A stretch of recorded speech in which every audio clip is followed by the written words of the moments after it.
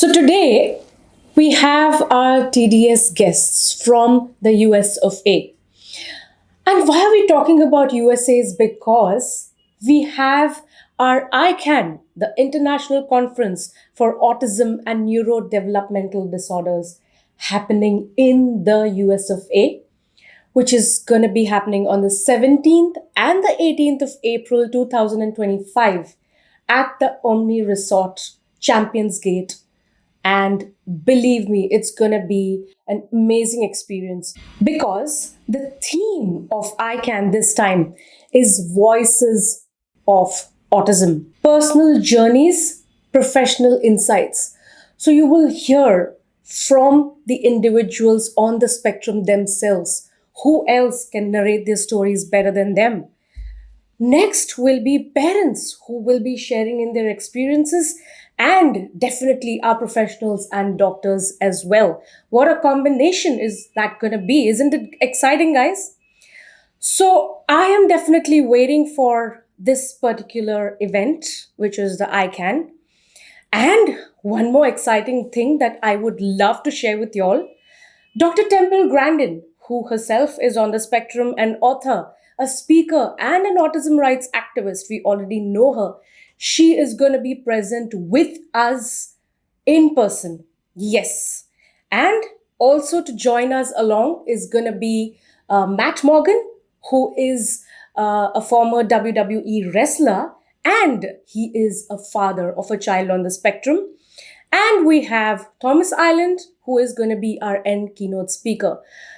Amazingly exciting stuff coming up your way, everyone. Stay tuned for more information. And yes, don't forget to register. The registration link you will definitely find there in our description. So do not forget to register and be a part of this exciting conference. So now let's tune in back to our TDS. Navigating autism together, one story at a time.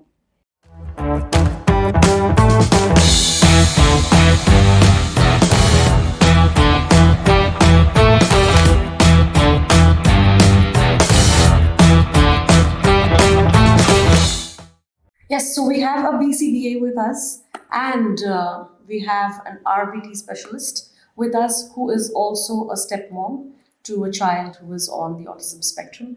So an amazing combination that we have today. To start with, let's first know your journey, Bailey.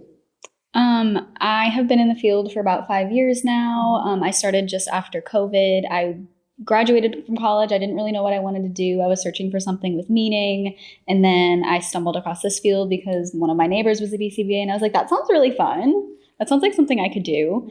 And so I became an RBT and started grad school. And like a gazillion years later, here I am. Fantastic. And yes, we would love to know about your journey. So I've always had a love working with children. I started working in a Montessori school setting, I would say, I think like 2017, 2018, and had a love for working with the kids. There was children on the spectrum and off the spectrum. And that's where I first got introduced to working with kids on the spectrum. And then I met my now boyfriend, who has our 5-year-old daughter who is on the spectrum. And going with her journey of trying to navigate therapies, how to help her, what's best. That's how I found the field of ABA, and that was just like the perfect fit. Mesh my two loves, my stepdaughter and kids, and find a perfect career. Wow, that's so inspiring. I mean, it's a little difficult, but you've taken the path, which is really nice and commendable. Great. So to talk about, so as we have a BCBA and RBT, how do you think can the collaboration of these two work for children on the spectrum? First, I would like to know your viewpoint on that, and then yours. I think it works really, really well. Having multiple people on the care team, just even for me to be able to look from the outside in when she is implementing things and the RBTs are implementing things. It's a lot different when it's in your head or you're writing it down versus actually watching it be implemented. And so having someone to be able to do it, you can say, oh, okay, I didn't want it to look like that, or I messed up right here. But having someone else do it, it's from an outside perspective. So I can see, just exactly what we're learning, how we're doing it, and if we're learning what we want to be learning. Perfect. Yes. And I would say very close to the same, having multiple perspectives and having the ability for the child to work with multiple different people and see how the programs are working, what can we change, what can we do, and just having a team and being able to collaborate together, change things, fix things, whatever needs to be done to help out with each other. Okay, so I would love to know how RBT works for children on the autism spectrum. So the RBT is the behavioral therapist that works with the child each session. They are the ones that is in there collecting the data, doing the programs, implementing everything the BCBA creates. She analyzes the data, looks at how everything is progressing, if anything needs to be changed, and updates it as things get mastered. Fantastic. That's nice. And you being a stepmother, how did you take that? And secondly, how did you educate yourself to be able to cater to your stepdaughter? So getting into the field, I think, helped me and my family tremendously because it gave me the ability to understand her more and realize that her behaviors were coming from something that she needed, or she needed more help in other areas. And that gave us understanding what we need to do as a family and as parents to help her, and how we needed to help her grow in our understanding of everything. And in turn, is when I'm working, I have the step parent point of view, and it helps me bond with the kids more since I do have the parent background, and I have more empathy with the kids, more patience with the kids, and also just working with them and creating a relationship with them. Great. So we have all heard that early intervention is the key. So can we elaborate more on that? Yes, so early intervention is super, super important. It can start as early as 18 months, right after diagnosis. They come to us, we assess them, and the earlier they get assessed and they start ABA, the easier it is to teach the skills. The brain is like a little sponge at 18 months to about 2 or 3, and so they really absorb like everything we're teaching them. That's why we're constantly talking to them. We're constantly narrating their play, everything what they do, giving them those words, because they may not learn the same as us, but we're giving them all those words. And the earlier we start, the less undoing we have to do almost of the way they learned previously. That's not a functional form of communication. Instead of having to unlearn their form of communication, they're just learning the functional form of communication. Perfect. So you both work for the same center. Okay, so let's talk about, we all know that it's easy to work with children who are workable. Okay. So let's talk about the challenging behaviors of children and whom you can't really, work upon. So what are the strategies that you'll use for those kind of children? So I take the approach, it's very, very common, but every behavior is a form of communication. We're not engaging in behaviors because there's not something we want or something we need that can't otherwise be communicated. So a lot of like what Bailey said, whereas the challenging behaviors can be a form of communication. That's what we had to understand about my daughter, was that she was showing aggression, or she was showing tantrums or her self-injury behavior because she was trying to tell us something, but she didn't have a way to tell us. So now that we found sign language, now we're working on an AAC device, her challenging behaviors have significantly decreased. And that has been her biggest challenge, was finding a way to communicate. And now that she has those ways and those outlets, and she knows that we understand her, she has made progression in so many other areas because she has a form of communication now. So, yeah, that's so wonderful information that you gave in. Also, I would like to bring to discussion is the point about families. So how do you involve them? What is the role of empathy that, plays into? So first I need to know from you, and then your viewpoint. So families play a really, really large role. We call them stakeholders, and it's not only just the parents, but it could also be the grandparents or the nanny in some cases, whoever is spending the majority of time with the child. is considered a stakeholder. And so we will collaborate with all of them. We have weekly or monthly meetings to discuss progress, what we're doing as far as interventions, so they can implement it at home as well or in the community. Because if we're just implementing it in one place, it's not being implemented in the other place, we're going to see an improvement on our end, but the parents or the caregivers aren't going to see an improvement on their end. Correct. So true. Yeah, over to you. So I view it as the step of getting into ABA isn't the first step. Starting with getting the diagnosis and realizing your child needs a diagnosis is very, very hard to take those steps. And then once you realize, oh, I need to go to the doctor, I need to get a diagnosis, that can take forever. So then getting into ABA, parents are ready for action and they want progress immediately. So having them understand, like, yes, we're here to help you, help your child. We're going to be a team. We're going to collaborate, do everything we can to work with the child, but you also understanding that it's going to take time. It takes time. It's a process, and just empathizing with them and saying, like, we're here to help you as much as we can. We're here to work with you as much as we can. And me as a parent, I understand everything you've gone through. I go through it myself, and I'm here to help you and work with you. Fantastic. Also, what all are the practices that you would recommend for parents to do at home? So for myself, we took the step of homeschooling. So our daughter goes to all of her therapies, and that is our main priority, making sure that early intervention, she's getting as many hours as possible to progress in many different ways. So we do, I think she's in like 5 different therapies. On top of that, we do homeschool, and we follow the BCBA's programs at home too. Following through, doing it at home, and generalizing all of those behaviors is very important. So if you can take the step to homeschool your kids, something you want to do, we are so, so glad that we made that choice. It has helped her so much. Fantastic. And you being a stepmother, what are the advices that you would like to give to, step parents? Being a step parent is very hard in general, Yes. and then throwing autism in the mix of it, makes it a little bit more challenging and different. It's very unique.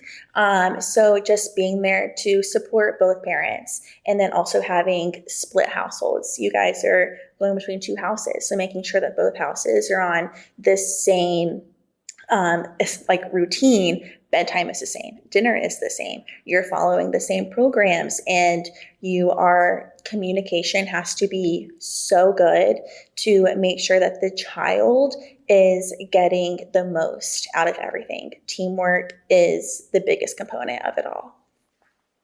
Wow, that's really nice because I do understand it's a very difficult situation. First and foremost, you trying to balance your relationship with your spouse, and to top it, taking care of a child who is not yours. Mm-hmm. So yes, that is challenging, and I really love how you've taken that up so well.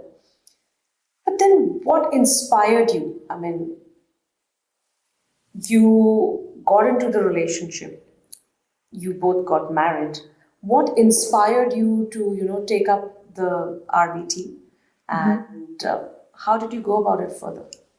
Well, the minute I met my daughter, it was just love is all I can say about it. Like, she's just such a sweetheart. Bailey will tell you. I love she her. is the absolute sweetest, and you can't help but love her. And, it helps that she has a great dad. So so that was it was no question in my mind that I would love her as my own, treat her as my own, and I reference her as my daughter. It's not even, she's my stepdaughter. She is my baby. I protect her like my baby, and she will always be my baby. And my love for her, and we were really researching what we needed to help her progress. We had never heard of ABA. We knew of speech, we knew of OT, we knew of PT. Those are the basics that everybody discusses, but ABA was something that was really told. We weren't told hey, go do this, go get into this. So we were looking for just what else can we do? And then I came to a point where I needed a new career path. And I was like, well, that's just perfect. I love her. It'll help us out more. I can work with her better at home, and have an amazing, rewarding career, like best of both. Fantastic, phenomenal. Also, let's, as she said, she was not aware about ABA. There is a lot of misconception that goes around ABA. Would you just like to clear the air? ABA does have a harsh past with a lot of criticism. However, we've come very, very far from that. And I openly ask all my parents if there's anything they want to know, any misconceptions they may have heard, anything they want to know about, and how we are different, how we can do better by the clients that we teach now. There has been a lot of change in the field in the past couple of years. We're really working on compassion over compliance. Previously, it was very compliance-based, like you have to do this right now. But now we're really working on like taking those breaks, really working through your emotions, talking about how they feel, talking about how it makes you feel, and taking that into consideration, because it's not just you have to do this and you always have to do that. Like there are some things you have to do in life, and that is the way it is. However, you can also have a very compassionate look from it. Like, I'm sorry you're having a sad day. We're going to take it easier. What made you feel sad? Like really focusing on like being person-centered versus just like data. So let's just discuss about this aspect. So how can BCBAs help parents understand their rights? So I think it's really, really important, and something I go over with all of my families, like understanding what they can do as parents, what they have as far as supports. There's different places you can go, different supports, different rights you have in the educational system, as far as an IEP and a 504, and even rights regarding their treatment.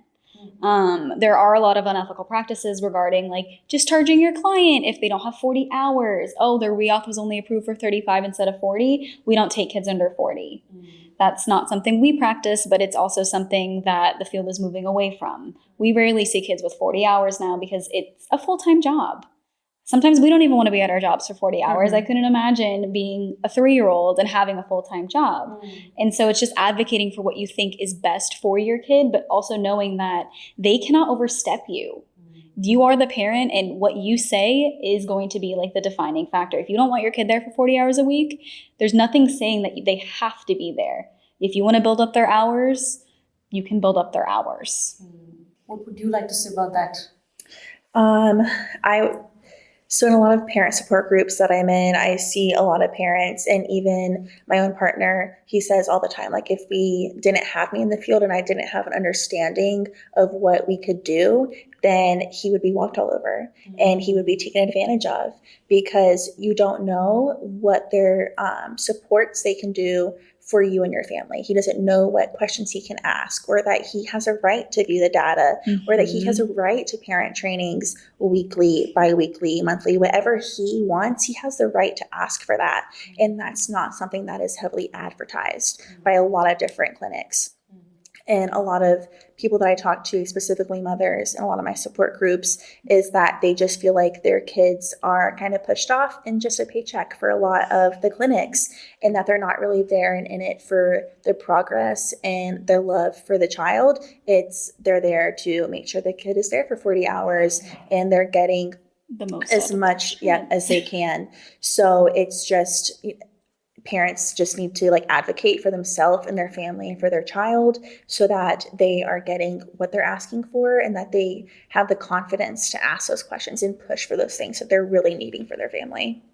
So could you all do both more elaborate what exactly parents should do to be aware of the situation, according to you two?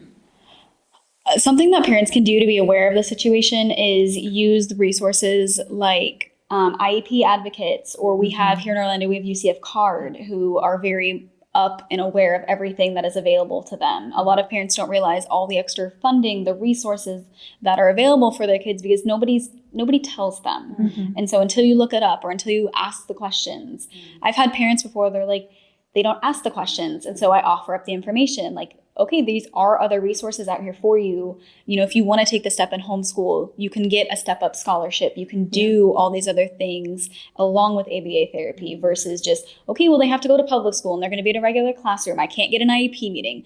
Legally, they only have 30 days to schedule the IEP meeting. They can't tell you they don't have time.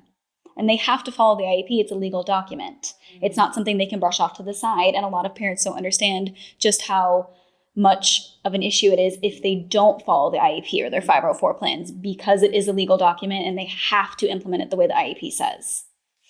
Gotcha. Yes, what would you like to say about that? Everything Bailey said, 100%. On top of that, I would say building relationships with those within the community. So whether that be support groups or different groups outside of the community. I'm in a couple different like national groups where we might have different laws, but we're still parents, we're still advocating, and it still gives you things to fight for. If you're trying to pass new laws, you can petition for those to be added. And working with like creating a team for your child, whether it be friends and family or other parents that are involved like in the same therapies. I have many people that Jennifer has met many people throughout her therapies, and that has helped us because I can talk with their parents and be like, oh, what are you guys doing with something new that you found, and collaborating with them and just bringing more awareness to other parents.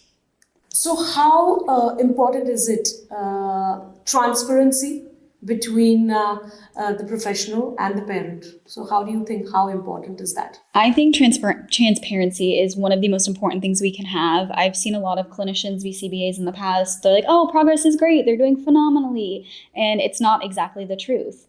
We need to be open and honest with parents, like, oh, we may have made a mistake. We've targeted the wrong function. Our data was incorrect. There was an error. People were tracking the data incorrectly, and we've corrected it now. I think it's really important to be open and honest with parents because we're not perfect. They're not perfect. And if we're not going to be open and honest with them, how can I expect them to be open and honest with me? If I'm just telling you, oh, you know, they're doing great, they're always having such fantastic days, they're making so much progress, the parent's not going to want to come to me and tell me about something that happened in Disney Springs, or when they went to Walmart and they told the child they couldn't have something and they had this big tantrum. They're like, what am I doing wrong? Because they're not having these issues here. And so me being able to be like, oh, you know, we had a rougher day, you know, we see some new behaviors, or I messed up and I accidentally reinforced something that I didn't mean to reinforce, you know, and being open and honest with that.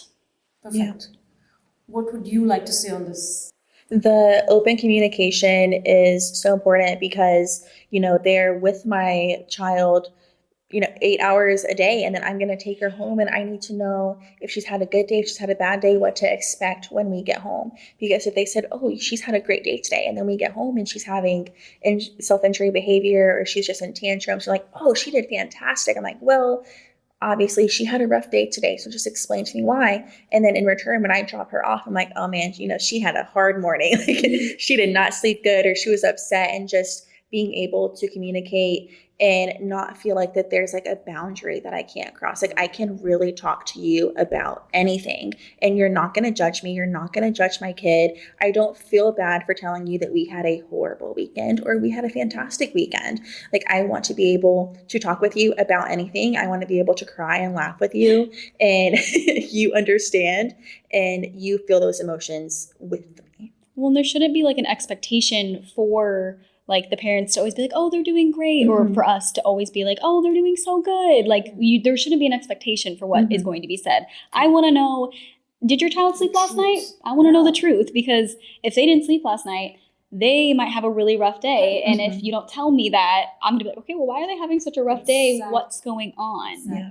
Or if they didn't eat lunch, it's also really important to note, like they could have had more behaviors because they didn't eat lunch, or they're just having a rough day. They may not be feeling well. Correct. Things like that. Just not having expectations going into conversations that everything has to be hunky-dory and perfect at all times. So that's not reality. Yeah. Like it's just not. Okay. Coming to the interesting part. Just tell me one of your most challenging cases that you've handled ever. Probably I had a little boy who didn't talk at all. He would say like things that he wanted to say, script various things. He did not want to have any form of functional communication because he was 5 and it worked really, really well for him. Parents doted on him left and right. he didn't have to ever do anything for himself. And so when he came to me in my RBTs, he was in for a very, very loud wake-up call, because if you don't tell me what you need, I know you have these words, I'm giving them to you, I know you can say them, you just scripted an entire scene from a movie. I know you can say the words, it's just getting you to say the words, because I don't know what you want until you tell me. Correct. And so we saw a lot of behaviors with that. The parents weren't very upfront about behaviors. When we asked them if they had challenging behaviors, they were like, no, it's fine.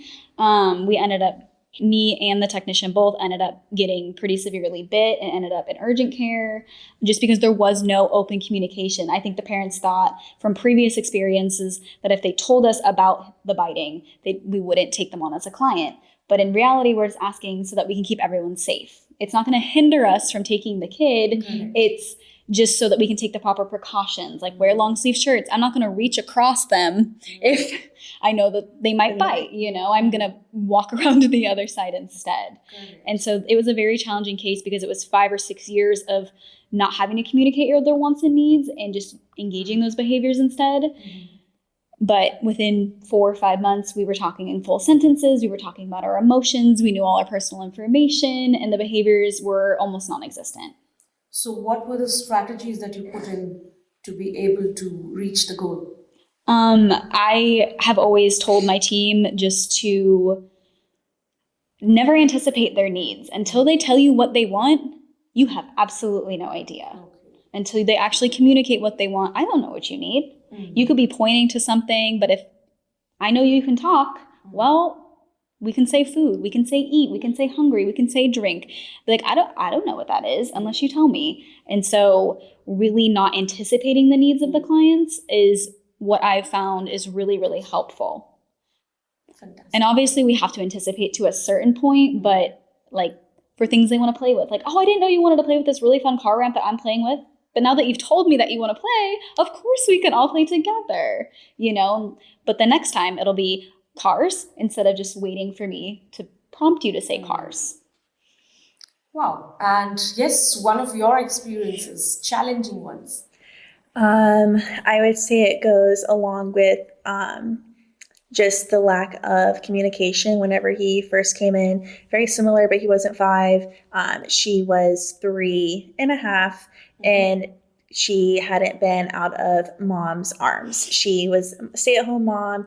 She didn't go to daycare. She was very much mom's best friend, glued to her side. So it was having that separation, getting her into that. And then also, mom's not going to be there every day attached to your hip to give you everything you want. You have to be able to find a way to communicate with us. And she was nonverbal. So at first it led with gestures, pointing, and then going into a PECS communication. And she was, when I left the case, she was able to communicate functionally with the PECS and able to tell you anything and everything she wanted.